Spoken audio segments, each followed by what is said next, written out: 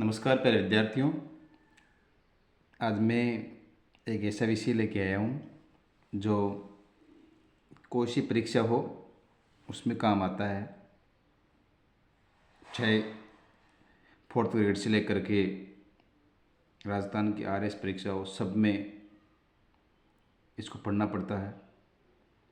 और ये है करंट अफेयर्स, करंट जीके। कोई सी परीक्षा हो सब में काम आएगा। तो जनवरी 2026 से शुरुआत कर रहे हैं।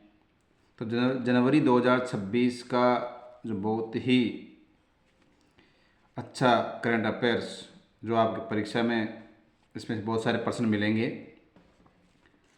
तो आपको क्या करना है, आपको एक कॉपी बना लेनी है, एक नोटबुक, और उसमें जनवरी महीने के ऊपर लिख लेना जनवरी महीना 2026, और जनवरी महीने का पूरा करंट अफेयर्स आप उसमें उतार लेना। फिर मैं फरवरी का करंट अफेयर्स पढ़ाऊँगा, फिर मार्च का, ऐसे अपन बढ़ाते रहेंगे।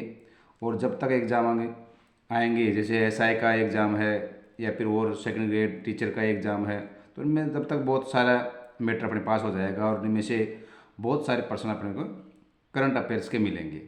तो आप कॉपी बना लीजिए और उसमें महीने के हिसाब से आप लिख लीजिए। मैं बहुत ही मेहनत से और ऑथेंटिक ये करंट अफेयर्स के प्रश्न लेके आया हूँ, और यहाँ से किस फॉर्मेट प्रश्न आ सकते हैं, कैसे प्रश्न आ सकते हैं, वो सब मैं बताऊँगा। इसलिए वीडियो पूरा देखें और कॉपी ज़रूर बना लेना। मेरे कहने से कॉपी में लिख लो, ताकि बार बार आपको वीडियो देखने की जरूरत नहीं पड़े। और एक बार आप इसको लिख लोगे तो आपके बाद में परीक्षा में कभी भी चाहो जब तक आप पढ़ सकते हो। तो शुरुआत करते हैं। पहला है, चावल उत्पादन में अब भारत नंबर 1, चीन अब दूसरे नंबर पे। पहले चावल उत्पादन में, याद है ना, चावल उत्पादन है यहाँ पे, उत्पादन में भारत के अब नंबर 1 हो गया है। पहले कौन था? पहले चीन नंबर 1 था, लेकिन अब चीन के दूसरे नंबर पे आ गए। याद रखना, चावल उत्पादन में भारत नंबर 1 पे, अर्थात पहले नंबर पे आ गया है। वैश्विक चावल उत्पादन में भारत की हिस्सेदारी कितनी हो गई है? 28%। वैश्विक चावल उत्पादन में भारत की हिस्सेदारी 28% से ज़्यादा हो गई है। और 2025 में भारत में चावल का उत्पादन बढ़ गया है और 15.2 करोड़ टन के लगभग हो गया है। उसके बाद में एक प्रश्न है, भारत 2047 तक विकसित राष्ट्र बनने के संकल्प के साथ आगे बढ़ रहा है। प्रश्न आ सकता है कि विकसित राष्ट्र बनने का संकल्प कब तक है? तो 2047 तक है। कब तक है? 2047 तक। एक प्रश्न ये है, एआई इम्पैक्ट पर शिखर वार्ता के चौथे चरण की मेजबानी, एआई इम्पैक्ट पर शिखर वार्ता चौथे चरण की मेजबानी कौन करेगा? भारत करेगा चौथे चरण की। ये प्रश्न यहाँ से प्रश्न बन सकता है, कौन से चरण की? तो आपको याद रखना, चौथे चरण की मेजबानी, यानी कि ये शिखर वार्ता कहाँ होगी? मेजबानी मतलब भारत में होगी। कब होगी? 15 से 20 फरवरी 2026 को। और अब चौथे चरण की भारत में हो रही है, तो पहले 3 चरण कहाँ कहाँ हो रखे हैं, ये प्रश्न पूछ सकते हैं। तो पहले 3 चरण में, पहला चरण तो हुआ था यूके मतलब यूनाइटेड किंगडम, दूसरा है दक्षिण कोरिया में, और तीसरा फ्रांस में। तो पहले के 3 चरण एआई इम्पैक्ट के यूनाइटेड किंगडम, यूके, दक्षिण कोरिया और फ्रांस में हुए थे। चौथा चरण, अपने जो महत्वपूर्ण प्रश्न वो है चौथा चरण, कौन से चरण की शिखर वार्ता हो रही है? तो चौथे चरण की शिखर वार्ता हो रही है भारत में। उसके बाद प्रश्न आता है, शिक्षा विभाग की एक मासिक पत्रिका है जिसका नाम है शिविरा, शिक्षा विभाग राजस्थान, लेकिन इसको शिविरा कहते हैं। तो शिक्षा विभाग की मासिक पत्रिका शिविरा है। वेनेजुएला के राष्ट्रपति निकोलस मादुरो, जिसे अमेरिका ने गिरफ्तार किया था। प्रश्न आ सकता है कि निकोलस मादुरो कौन है और कहाँ के राष्ट्रपति है? तो ये वेनेजुएला के राष्ट्रपति है। शिक्षा विभाग ने माय कैरियर एडवाइजर नाम से एक मोबाइल ऐप लॉन्च किया है। ये आ सकता है कि माय कैरियर एडवाइजर क्या है? तो ये क्या है? मोबाइल ऐप है भाई। और किसके लिए? ये कक्षा 9 से 12 के विद्यार्थियों के लिए, शिक्षकों के लिए और अभिभावकों के लिए सबके लिए उपयोगी रहेगा माय कैरियर एडवाइज़र। इसमें क्या है, कैरियर मतलब अपने कैरियर के संबंधी मार्गदर्शन की बातें हैं इसके अंदर, जो क्या कैरियर कैसे बना सकते हैं। तो माय कैरियर एडवाइज़र शिक्षा विभाग का है, किसका है, और मोबाइल ऐप है। उसके बाद में न्यूयॉर्क में, अमेरिका में न्यूयॉर्क सिटी के नए मेयर, अमेरिका में न्यूयॉर्क सिटी के नए मेयर कौन है, जोहरान ममदानी बने हैं। जोहरान, अब प्रश्न आ सकता है कि जोहरान ममदानी अभी हाल में क्यों चर्चा में रहे, तो फिर आप बताना कि अमेरिका के न्यूयॉर्क सिटी के नए मेयर बने हैं। फिर एक प्रश्न है, सोर्ड मारिन भारतीय महिला हॉकी टीम के मुख्य कोच नियुक्त हुए हैं। सोर्ड मारिन याद रखना, सोर्ड मारिन भारतीय महिला हॉकी टीम के मुख्य कोच नियुक्त हुए हैं। और इनका दूसरा कार्यकाल है, यानी कि पहले भी रह चुके हैं। ये कब रह चुके हैं, 2017 से 2021 तक भी ये भारतीय महिला हॉकी टीम के कोच हैं, अभी नियुक्त हुए हैं, पहले भी रह चुके। Sword Marin. अब एक ये प्रश्न जो महत्वपूर्ण है कि दुनिया के शीर्ष चावल उत्पादक देश, दुनिया के शीर्ष चावल उत्पादक देश 2024-25। अब इसमें भारत पहले नंबर पे आ गया। भारत 150.18 मिलियन टन 28% के साथ सबसे बड़ा चावल उत्पादक देश बन गया भारत है। और चीन है जो दूसरे नंबर पे है, 145 मिलियन टन 27%। और बांग्लादेश तीसरे नंबर पे है, 36.6 मिलियन टन 7%। इंडोनेशिया चौथे नंबर पे 34.1 मिलियन टन 6%। और वियतनाम 26.7 मिलियन टन 5%। शीर्ष 5 देश। ऐसे कैसे क्रम पूछते हैं आजकल परीक्षाओं में, सीधे प्रश्न नहीं आते हैं, क्रम आते हैं, तो आपको याद रखना। पहले नंबर भारत है, दूसरे नंबर पे चीन, तीसरे बांग्लादेश, इंडोनेशिया और वियतनाम। ये क्रम आपको ऐसे कैसे याद रखने हैं, भारत, चीन, बांग्लादेश, इंडोनेशिया, वियतनाम। भारत, चीन, बांग्लादेश, इंडोनेशिया, वियतनाम। किसमें, चावल उत्पादक देश में, चावल उत्पादन में ये 5 देश है जिनका क्रम आपको याद रखना है। उसके बाद में फिर भारत 2024-25 में वैश्विक चावल निर्यात में, देखो वो तो उत्पादन में था, अब निर्यात में भी 30.3% हिस्सेदारी के साथ सबसे बड़ा निर्यातक रहा है। सबसे बड़ा निर्यातक देश चावल में, आयातक भी भारतीय, उत्पादक भी भारतीय और निर्यातक भी भारतीय। याद रखना, सबसे बड़ा उत्पादक चावल में भारत बन गया और सबसे बड़ा निर्यात वो भी भारत, कितना, 30.30% हिस्सेदारी के साथ में। भारत ने अपना पहला स्वदेशी प्रदूषण नियंत्रण पोत ICGS समुद्र प्रताप गोवा में कमीशन किया है। इसे समुद्र में होने वाले तेल रिसाव और प्रदूषण को नियंत्रित करने के लिए बनाया गया है। कितना महत्वपूर्ण प्रश्न है, प्रश्न आ सकता है कि ICGS समुद्र प्रताप क्या है। तो ये स्वदेशी प्रदूषण नियंत्रण पोत है, स्वदेशी प्रदूषण नियंत्रण पोत है और गोवा में कमीशन किया गया है। इस क्या काम करेगा, ये समुद्र में होने वाले तेल रिसाव और प्रदूषण को नियंत्रण करने के लिए बनाया गया है। तो ICGS समुद्र प्रताप क्या है, तो ये स्वदेशी प्रदूषण नियंत्रण पोत है, याद रखना। एक प्रश्न है, अनचार झील कहाँ स्थित है। अनचार झील कहाँ स्थित है, तो ये जम्मू कश्मीर में है। अनचार झील जम्मू कश्मीर में है। यह है टेम्पल डिवाइस क्या है, प्रश्न आ जाए कि टेम्पल डिवाइस क्या है। तो ये दिमाग में खून के बहाव, ब्लड फ्लो को नापता है, नापने, दिमाग में खून के बहाव या ब्लड फ्लो को नापने का डिवाइस है, याद रखना, टेम्पल डिवाइस। अब प्रश्न कैसे भी घुमा के पूछ सकता है, लेकिन आपको याद रखना है कि टेम्पल डिवाइस क्या है, दिमाग में खून के बहाव को, ब्लड फ्लो को नापने का एक डिवाइस है। राजस्थान विधानसभा की सदाचार समिति के सभापति का नाम क्या है, कैलाश वर्मा, याद रखना नाम। अब एक नाटो, नाटो क्या है, क्योंकि अभी चर्चा में है नाटो, तो हमेशा करंट अफेयर्स के प्रश्न वही आते हैं परीक्षा में जो चर्चा में रहते हैं, किसी न किसी कारण चर्चा में रहते हैं और उनसे संबंधित प्रश्न पूछ लेते हैं। तो इसलिए नाटो भी चर्चा में है, युद्ध चल रहा है तो नाटो क्या है, तो नाटो NATO और उत्तरी अटलांटिक संधि संगठन। नाटो का पूरा नाम क्या है, उत्तरी अटलांटिक संधि संगठन। अब नॉर्थ अटलांटिक ट्रीटी ऑर्गेनाइजेशन, अंग्रेजी में बोले तो नॉर्थ अटलांटिक ट्रीटी ऑर्गेनाइजेशन, ये एक सैन्य गठबंधन है। ये क्या है, सैन्य गठबंधन। कब स्थापना हुई थी, 4 अप्रैल 1949 को।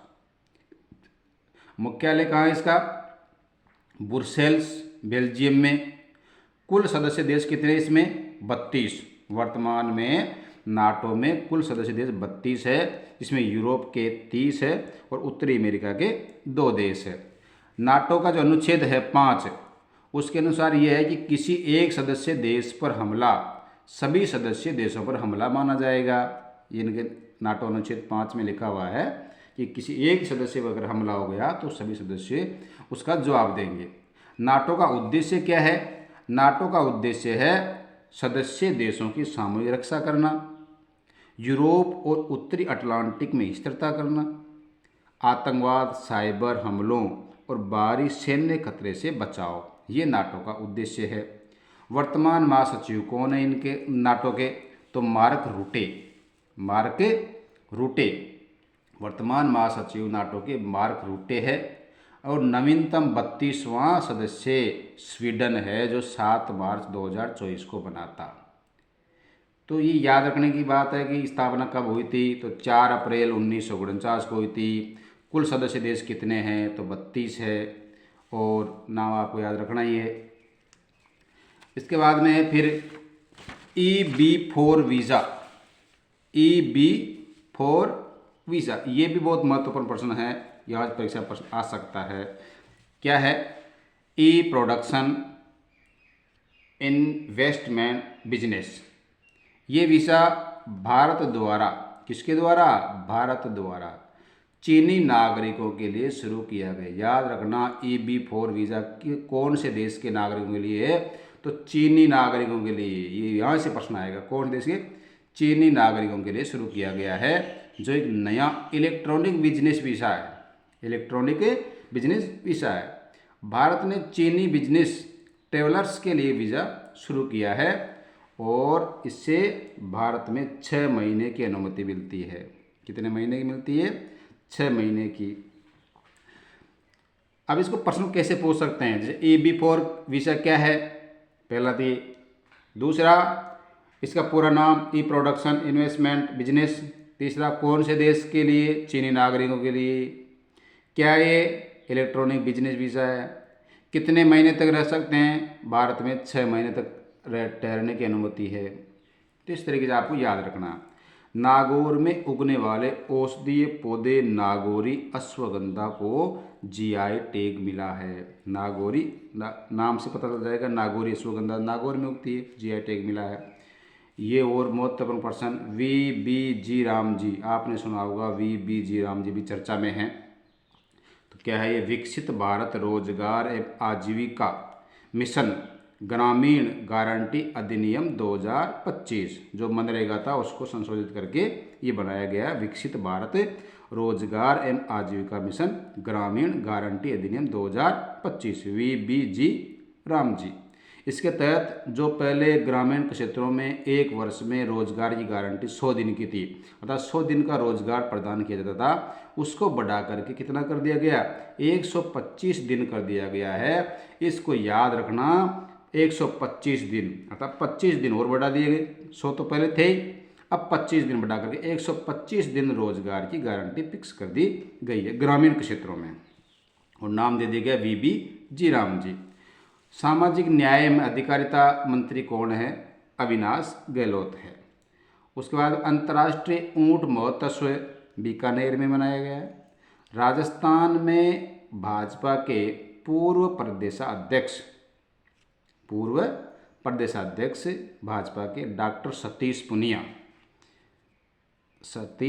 पुनिया की पुस्तक अग्निपथ नहीं जनपथ के 5वें संस्करण का विमोचन दिल्ली के भारत मंडपम में आयोजित विश्व पुस्तक मेले में किया गया है। अब ये प्रश्न बहुत ही महत्वपूर्ण है, कहीं ना कहीं पर कोई सी परीक्षा में आपको जरूर मिलेगा। अग्निपथ नहीं जनपथ के लेखक कौन है? तो आपको याद रखना ये डॉक्टर सतीश पुनिया है, जो भाजपा के पूर्व प्रदेशाध्यक्ष रहे हुए। अग्निपथ नहीं जनपथ, कौन सा संस्करण? 5वां संस्करण। दिल्ली के भारत मंडप में आयोजित विश्व पुस्तक मेले में इसका विमोचन किया गया। तो जरूर याद रखना अग्निपथ नहीं जनपथ, डॉक्टर सतीश पुनिया। देश में पहली वंदे भारत स्लीपर ट्रेन, देश में पहली वंदे भारत स्लीपर ट्रेन गुवाहाटी से हावड़ा के बीच में चलेगी। देश की पहली वंदे भारत स्लीपर ट्रेन गुवाहाटी, या ये प्रश्न कहाँ चलेगी ये? तो गुवाहाटी से ले हावड़ा के बीच में चलेगी। अब एक आपने सुना होगा अपार आईडी। अपार आईडी का पूरा नाम परीक्षा में जरूर पूछ सकते हैं। तो अपार आईडी का पूरा नाम क्या है? ए से ऑटोमेटेड, पी से परमानेंट, ए से एकेडमिक, फिर ए से अकाउंट और आर से रजिस्ट्री। तो automated, permanent, academic, account, registry अपार का पूरा नाम है। और ये छात्रों की स्थायी डिजिटल अकादमिक पहचान है, अर्थात ये एक तरह का स्थायी डिजिटल लॉकर है जिसमें छात्रों के सारे डॉक्यूमेंट स्थायी रूप से रहते हैं। तो डिजिटल अकादमिक पहचान, अपार आईडी का पूरा नाम आपको याद रखना, automated, permanent, academic, account, registry. एक चल रहा है पीएम सूर्यघर योजना। पीएम सूर्यघर योजना में 78,000 तक सब्सिडी, ये संख्या पूछ सकते हैं। पीएम सूर्यघर योजना में कितनी सब्सिडी? 78,000 तक की सब्सिडी और हर महीने 300 यूनिट तक मुफ्त बिजली। यहाँ से प्रश्न आ सकता है कितने यूनिट मुफ्त बिजली है? तो 300 यूनिट तक मुफ्त बिजली। फिर ये एक मोस्ट प्रश्न, असम जो राज्य है कि बांगुरुबा नृत्य, असम का बांगुरुबा नृत्य, इसे तितली नृत्य भी कहते हैं। तितली नृत्य भी कहते हैं इसको, किसको? बांगुरुबा नृत्य को कहा जाता है। 10,000 नर्तकों ने एक साथ नृत्य कर विश्व रिकॉर्ड बनाया है। असम का बांगुरुबा नृत्य, याद रखना, बांगुरुबा नृत्य जिसे तितली नृत्य भी कहा जाता है, कहाँ का? असम का। इससे पहले असम का जो बिहू नृत्य है उसमें वर्ल्ड रिकॉर्ड बना चुके हैं। अभी चर्चा में बांगुरुबा नृत्य कौन से राज्य का है जिन्हें विश्व, अभी प्रश्न आ सकता है इसमें कि अभी हाल में ही बांगुरुबा नृत्य कौन से राज्य का नृत्य है जिसने विश्व रिकॉर्ड बनाया है? तो फिर आप क्या लिखोगे? तो आप लिखोगे असम नृत्य, असम राज्य। बांगुरुबा को तितली नृत्य भी कह सकते हैं। तितली नृत्य भी क्या आ सकता है? बिहू नृत्य आपको याद ही है, असम का है। बोगाली बिहू उत्सव असम में मनाया जाता है। बिहू है तो फिर असम में मनाया, बोगाली बिहू उत्सव कहाँ मनाया जाता है? असम में मनाया जाता है। उसके बाद में है फिर एक प्रश्न ये, युवा स्वरोजगार योजना। युवा स्वरोजगार योजना में शिक्षित बेरोजगारों को 10 लाख रुपए तक का ब्याज मुक्त ऋण उपलब्ध कराया जाता है। मैं अभी तो केवल ये योजना के बारे में शॉर्ट में बता रहा हूँ, बाकी मैं योजना की अलग से ही मैं क्लास लेऊँगा, अपलोड करूँगा, जितनी सारी योजना अपने एक साथ पढ़ेंगे। जितनी भी योजनाएं हैं राजस्थान की और भारत की जो आने लायक है, परीक्षा में आने लायक है, उनकी सभी योजनाओं को एक साथ पढ़ाऊँगा मैं। इसलिए अभी तो केवल ये जानकारी, युवा स्वरोजगार योजना में शिक्षित बेरोजगारों को 10 लाख रुपए तक का ब्याज, 10 लाख रुपए, ये परीक्षा पूछ लेते हैं, ब्याज मुक्त ऋण उपलब्ध कराया जाता है। पुष्कर में साईं बाबा मंदिर का निर्माण किया गया। कौन से जगह, कौन से स्थान पे साईं बाबा मंदिर का निर्माण किया गया है? तो पुष्कर में, अजमेर में। बोर्ड ऑफ पीस सुना होगा आपने। तो बोर्ड ऑफ पीस का गठन डोनाल्ड ट्रंप, जो अमेरिका के राष्ट्रपति है, ने गाजा के पुनर्निर्माण और शांति के लिए किया गया है। बोर्ड ऑफ पीस का गठन, डोनाल्ड ट्रंप इसके अध्यक्ष हैं और बहुत सारे देश हैं जो इसके सदस्य बने हुए हैं।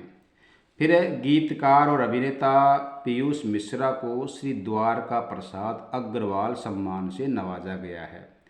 तो अब प्रश्न आ सकता है कि पीयूष मिश्रा को कौन सा सम्मान दिया गया है, तो द्वारका प्रसाद अग्रवाल सम्मान। यह किसको दिया गया है, द्वारका प्रसाद अग्रवाल सम्मान तो पीयूष मिश्रा को दिया गया है। पीयूष मिश्रा क्या है, तो गीतकार है। तीनों चीज़ें आपको याद रखनी है। फिर 86वां अखिल भारतीय पीठासीन अधिकारी सम्मेलन 19 से 21 जनवरी 2026 को लखनऊ में आयोजित हुआ। प्रश्न आ सकता है कि अभी हाल ही में 86वां अखिल भारतीय पीठासीन अधिकारी सम्मेलन कहाँ आयोजित हुआ, तो आपको याद रखना लखनऊ में आयोजित हुआ।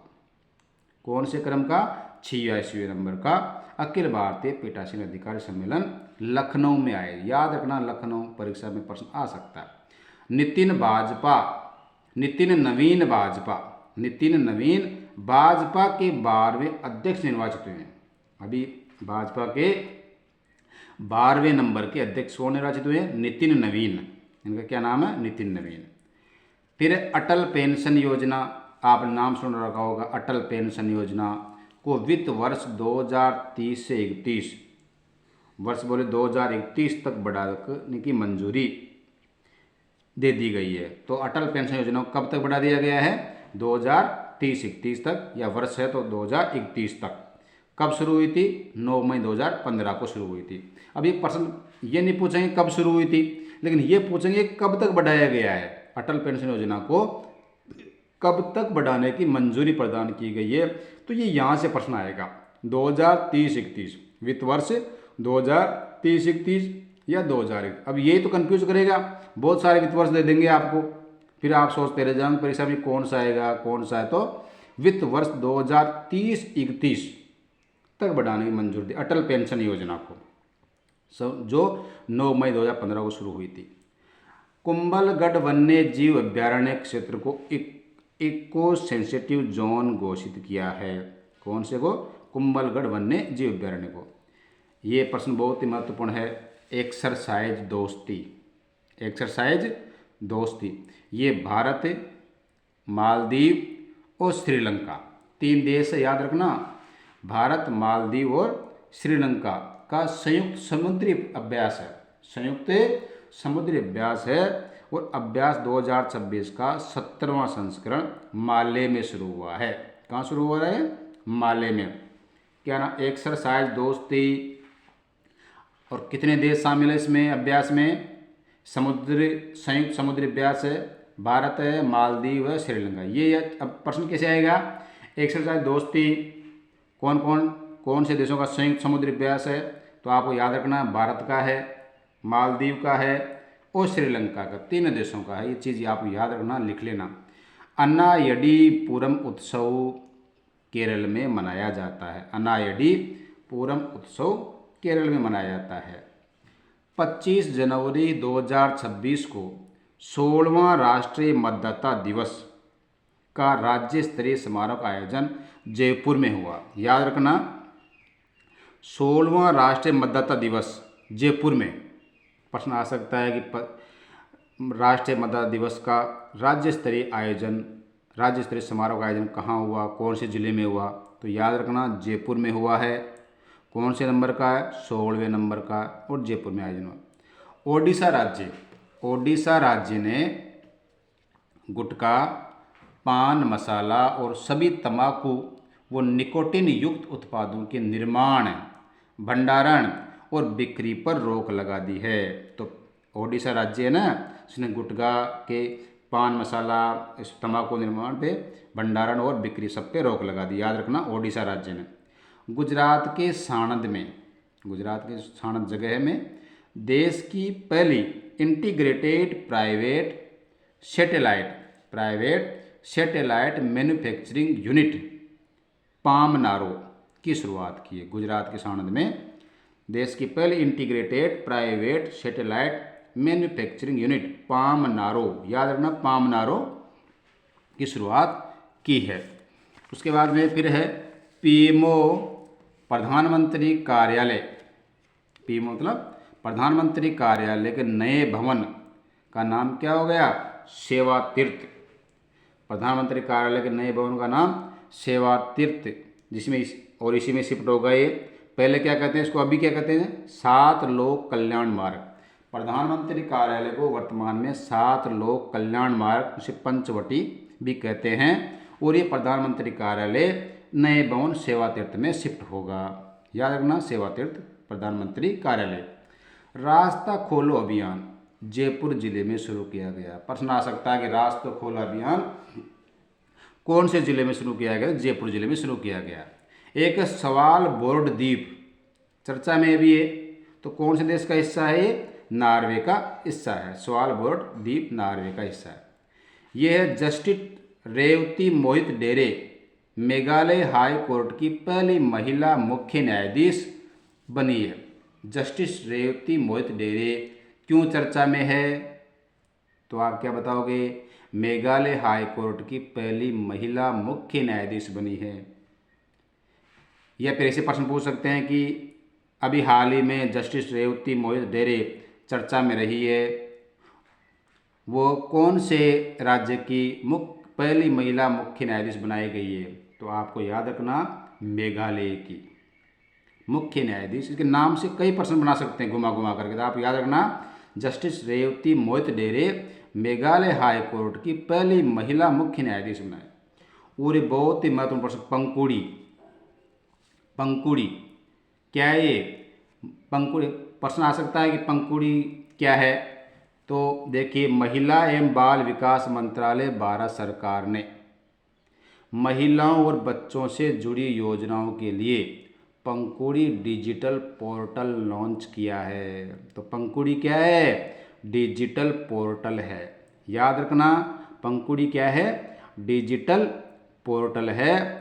और किसने लॉन्च किया है? महिला एवं बाल विकास मंत्रालय भारत सरकार ने महिलाओं और बच्चों से जुड़ी योजनाओं के लिए पंकुड़ी डिजिटल पोर्टल लॉन्च किया है। ब्रिक्स 2026 की अध्यक्षता कौन करेगा? भारत करेगा। या फिर ऐसे प्रश्न पूछ सकते हैं, भारत 2026 के ब्रिक्स शिखर सम्मेलन की मेजबानी करेगा। तो ब्रिक्स 2026 की मेजबानी कौन करेगा? भारत करेगा। अध्यक्षता कौन करेगा? भारत करेगा। कैसे प्रश्न घुमा करके पूछ सकते हैं। तो ब्रिक्स 2026 का विषय क्या रहेगा? याद रखना, प्रश्न आ सकता है, बहुत ही महत्वपूर्ण है। तो इसका विषय है लचीलापन, नवाचार, सहयोग और स्थिरता के लिए निर्माण। इसकी थीम क्या है? क्षमता, नवाचार, सहयोग और सततता के लिए निर्माण। रेजिलियंस, इनोवेशन, ये अंग्रेजी में, रेजिलियंस, इनोवेशन, सहयोग और सतत विकास के लिए निर्माण। इस तरीके से विषय के बारे में प्रश्न आ सकता है, थीम के बारे में प्रश्न आ सकता है। अध्यक्षता कौन कर 2026 में? भारत करेगा। या मेजबानी तो वही भारत। अब ब्रिक्स में कितने सदस्य हैं वर्तमान में? 11 सदस्य देश है वर्तमान में। प्रश्न पूछ सकते हैं, क्योंकि अभी इसका 2026 में मेजबानी कर रहा है, तो इससे चर्चा में तो इससे प्रश्न आने की संभावना बहुत ज़्यादा बढ़ जाती है। जो भी चीज़ चर्चा में रहती है, करंट अफेयर्स वहीं से ही बनता है। अब ब्रिक्स में कितने सदस्य देश हैं? 11। 11 में से आपको याद है, पहले 5 तो पहले थे संस्थापक देश, जिसमें ब्राज़ील है, रूस, भारत, चीन और दक्षिण अफ्रीका, BRICS।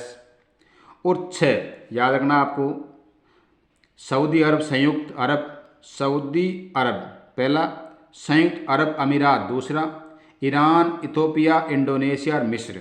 तो 5 तो ये हो गए, ब्राज़ील, रूस, भारत, चीन, दक्षिण अफ्रीका। इसके अलावा फिर ये आप ये सऊदी अरब और संयुक्त अरब अमीरात, अरब 2 ये हो गए, और ईरान, इथोपिया, इंडोनेशिया, ई 3 ई हो गए, और एक मिस्र हो गया। तो याद हो जाएगा, ब्राज़ील, रूस, भारत, चीन, दक्षिण अफ्रीका और सऊदी अरब और संयुक्त अरब अमीरात, ईरान, इथोपिया, इंडोनेशिया और एक बचा मिस्र। इस प्रकार से ब्रिक्स में 11 सदस्य देश है वर्तमान में, याद रखना। अब आरोग्यम 2026 ये राज्य स्तरीय आरोग्य मेला है, जो 15 से 18 जनवरी 2026 तक जयपुर में है। प्रश्न आ सकता है कि आरोग्यम 2026 का आयोजन कहाँ हुआ था? तो आपको बताना है, जयपुर में हुआ था। ये भी तो आप पढ़ रहे हो तो आपको सरल लग रहे हैं, लेकिन जब परीक्षा में आएंगे ना, तो आपको चक्कर, मतलब आपको बहुत ज़्यादा दिक्कत आएगी, याद नहीं रहेगा, क्योंकि वहाँ पे ऑप्शन आते हैं, ए बस आते हैं ना। तो फिर वह कन्फ्यूज हो जाओगे आप। तो इसलिए आरोग्य 2026 का आयोजन कहाँ हुआ था, तो आपको बताना जयपुर में हुआ था। अब ये बहुत ही महत्वपूर्ण प्रश्न है, अमरूद महोत्सव। अमरूद महोत्सव एवं उन्नत कृषि तकनीक मेला 2026। देश में पहली बार अमरूद महोत्सव का आयोजन 18 से 19 जनवरी 2026 को सवाई माधोपुर में किया गया है। याद रखना, अमरूद महोत्सव पहली बार देश में आयोजन कहाँ हुआ, सवाई माधोपुर में, क्योंकि वहाँ अमरूद ज़्यादा होते हैं ना, तो सवाई माधोपुर में अमरूद महोत्सव का आयोजन किया गया है।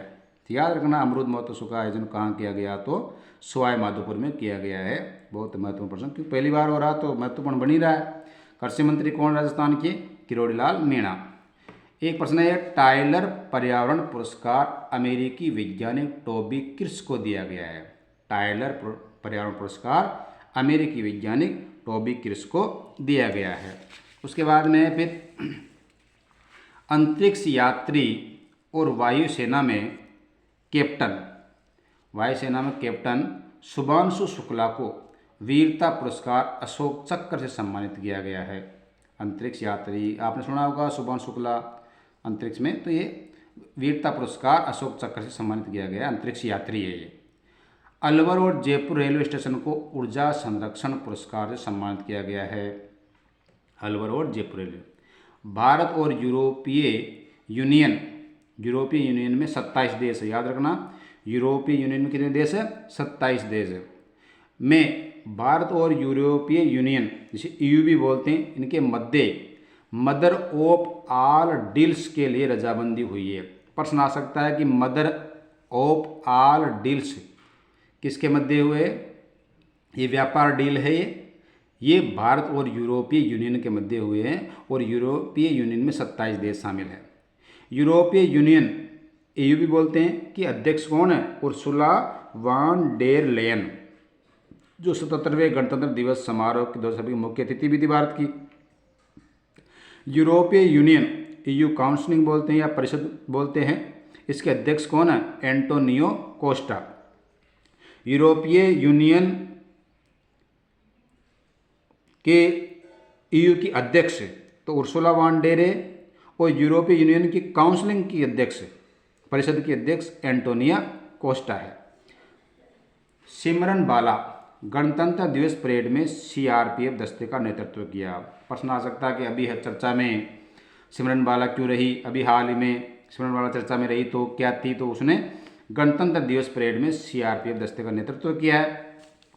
राजस्थान परमाणु विद्युत परियोजना रावतबाटा में 2 नई 700 मेगावाट क्षमता की दाबित भारी जल रिएक्टर इकाइयाँ 9 एवं 10 स्वीकृति दी गई। याद रखना, 9 और 10, यहाँ प्रश्न पूछेंगे कि कितने मेगावाट की, 700 मेगावाट, ये प्रश्न यहाँ से बन सकता है। और फिर कितने नंबर की है, 9वीं और 10वीं इकाई को स्वीकृति दी गई है। फिर ये ASC अर्जुन, ये क्या है, ASC अर्जुन भारतीय रेलवे का पहला ह्यूमनॉइड रोबोट है। ASC अर्जुन क्या है, भारतीय रेलवे का पहला ह्यूमनॉइड रोबोट है, जिसे विशाखापत्तनम रेलवे स्टेशन पर तैनात किया गया है। तो याद रखना, ASC अर्जुन क्या है, भारतीय रेलवे का ह्यूमनॉइड रोबोट है। केंद्रीय कृषि एवं ग्रामीण विकास मंत्री का नाम क्या है, शिवराज सिंह चौहान।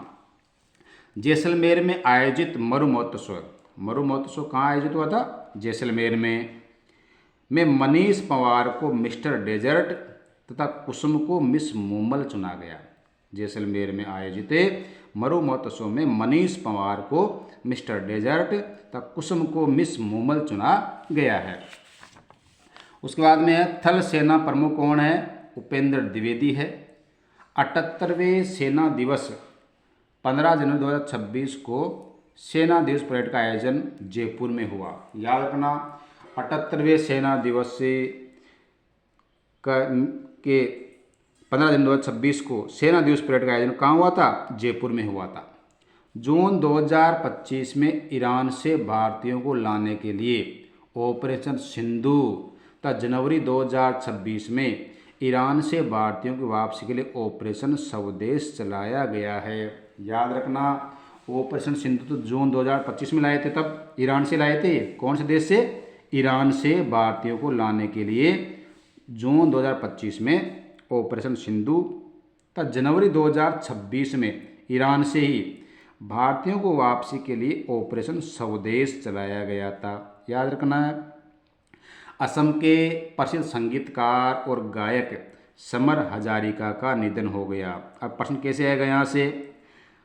अभी हाल ही में चर्चा में समर हजारिका का संबंध किससे है? खेल से, समाज सेवा से या संगीत से? तो ये संगीतकार भी है और गायक भी। याद रखना, संगीतकार भी है और गायक भी है। और कौन से देश, कौन से राज्य से? समर हजारिका का संबंध कौन से राज्य से है? तो असम से है।